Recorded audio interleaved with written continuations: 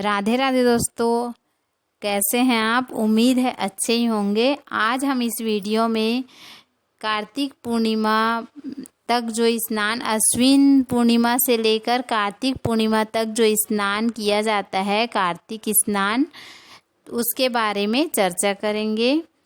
तो पूर्णिमा तिथि, अश्विन मास की पूर्णिमा तिथि से यह स्नान प्रारंभ होती है और इस स्नान की बहुत महिमा है।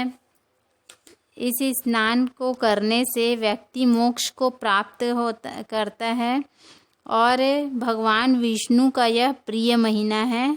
तो हमें कोई ना कोई एक नियम अवश्य लेना चाहिए इस महीने में, जिससे भगवान विष्णु की कृपा हम पर सदा बनी रहती है। तो कार्तिक के महीने में पूजा के साथ साथ कार्तिक माह का महत्तम और कहानियाँ ज़रूर सुननी चाहिए। ज़्यादा से ज़्यादा नाम जप या मंत्र जाप करनी चाहिए। ओम नमो भगवते वासुदेवाय मंत्र का जाप करना चाहिए। दीपदान अवश्य करें। नदियों में, सरोवर में, तालाब में, कहीं भी एक दीपदान अपने घर के मुख्य द्वार पर। और तुलसी की विशेष पूजा की जाती है कार्तिक के महीने में। कार्तिक के महीने में तुलसी पूजा का बहुत अधिक महत्व है। और प्रातःकाल 4 बजे ब्रह्म मुहूर्त में उठकर स्नान किया जाता है। जो कार्तिक स्नान कर रहे हैं वो सुबह पूजा के बाद कार्तिक महत्तम और कार्तिक कहानियाँ अवश्य सुने। जो कार्तिक स्नान नहीं कर रहे हैं वो जब भी पूजा करें तब नियम से रोज कार्तिक महत्तम और कार्तिक की कहानियाँ सुने। हिंदू धर्म में इस महीने में कुछ परहेज बताए गए हैं। इस महीने में शराब पीना निषेध है। इस महीने में लहसुन, प्याज और मांसाहार का सेवन भी नहीं करना चाहिए। कार्तिक मास में तेल लगाने का निषेध बताया गया है। इस महीने में तेल नहीं लगाया जाता।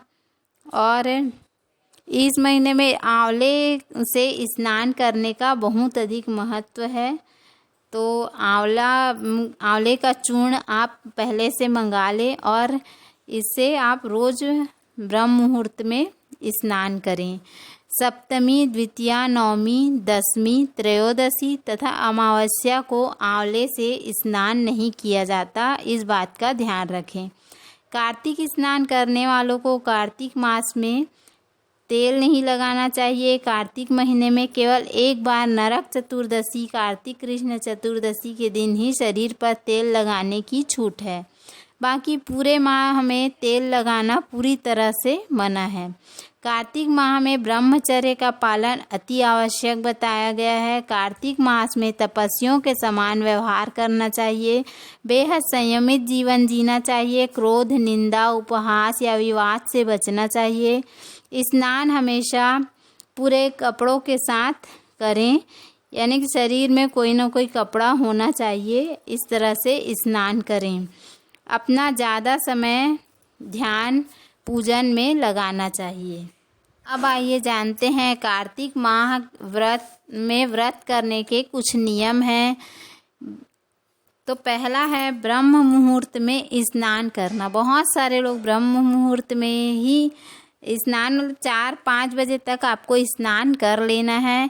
स्नान के बाद तुलसी पूजन और दीपदान और अपने घर में भगवान विष्णु की चाहे जो भी विग्रह हो आपके घर में, चाहे वो शालिग्राम जी हो या लड्डू गोपाल जी हो या विष्णु भगवान की मूर्ति हो, उसकी विधि पूर्वक रोज पूजन ब्रह्म मुहूर्त में ही करनी चाहिए। इसके अलावा कथा और महत्तम, कार्तिक मास महत्तम अवश्य सुने। हम अपने चैनल पर रोज कार्तिक माह महत्तम और कथाएं डालेंगे, तो आप इसी चैनल पर भी सुन सकते हैं। और इस महीने में कुछ छोड़ना भी चाहिए, जैसे कई लोग चावल छोड़ते हैं, कई लोग चप्पल छोड़ते हैं। इस तरह से आप कुछ खाने की वस्तुएं भी छोड़ सकते हैं। और आखिरी में जब कार्तिक पूर्णिमा के दिन उस चीज़ का दान करके आप उसको फिर से खाना प्रारंभ कर सकते हैं। और इसमें भोजन के भी कुछ नियम हैं, जैसे कि एक समय आप सात्विक भोजन कर सकते हैं, दूसरा तारा भोजन है, तीसरा नारायण तारायण इस तरह का भोजन है। कार्तिक में छोटी सांकली व्रत भी किया जाता है, कार्तिक में बड़ी सांकली व्रत भी है, और चंद्रायण व्रत होता है, एकांतर व्रत होता है, और तुलसी नारायण व्रत भी होता है। यह 9वीं से 11 तक किया जाता है, उसके बाद उद्यापन कर दिया जाता है। कहीं इस कार्तिक के महीने में जो नियम लेते हैं या स्नान करते हैं, उन्हें कहीं बाहर का खाना नहीं खाना चाहिए। यदि कहीं मतलब कहीं भंडारे में या कहीं भी खाना पड़ता है, हम समाज में रहते हैं तो नहीं खाना चाहिए, और यदि खाना ही पड़ जाए तो कुछ पैसे वहाँ दे दें।